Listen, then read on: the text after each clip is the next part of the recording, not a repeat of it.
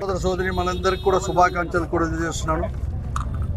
ఈరోజు శ్రామికుల వల్లనే ఈ ప్రపంచం కూడా ఎంతో కూడా అభివృద్ధి కూడా చెందింది. ప్రపంచంలో ఉండే ఇంత పెద్ద జనాభాకు కూడా అందరూ కూడా ఆహార పానీయాలు ఇవన్నీ కూడా దొరుకుతున్నాయంటే కార్మిక యొక్క శ్రమ ఫలితం తప్ప మరొకటి కాదు. అంతేకాదు శ్రామికులు ఈ ప్రపంచ పురోగతిలో దాంట్లో కూడా వారి పాత్ర కూడా ఎంతో కూడా గణనీయమైంది కూడా ఈరోజు కూడా.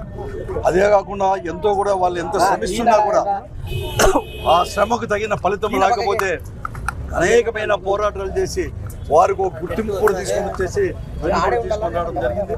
మరీ ముఖ్యంగా కూడా ఆ రోజు వైఎస్ఆర్ కాంగ్రెస్ పార్టీని శ్రామికుల యొక్క పక్షపాతి కూడా ఆ శ్రామికుల యొక్క కోసం ప్రతిపక్షంలో ఉన్నప్పుడు అనేకమైన పోరాటాలు చేశాం.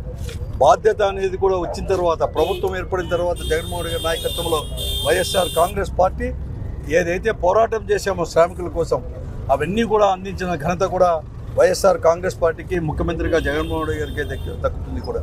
ముఖ్యంగా అంగన్వాడీ యొక్క వర్కర్ కానీ టీచర్కి కూడా వారందరికీ కూడా 10,000 రూపాయల వరకు పెంచే విధానం కానీ, మరీ ముఖ్యంగా కూడా పారిశుద్ధ్య కార్మికులకి ప్రభుత్వమే నేరుగా కూడా జీతాలు చెల్లించేది. 18,000 రూపాయలు చేసి 10-12,000 ఉండేదాన్ని 18,000 రూపాయలు చేసేసి నేరుగా కూడా ప్రభుత్వమే జీతాలు అందించే కార్యక్రమంలో అనేక రకాల కూడా తీసుకొని కూడా జరిగింది.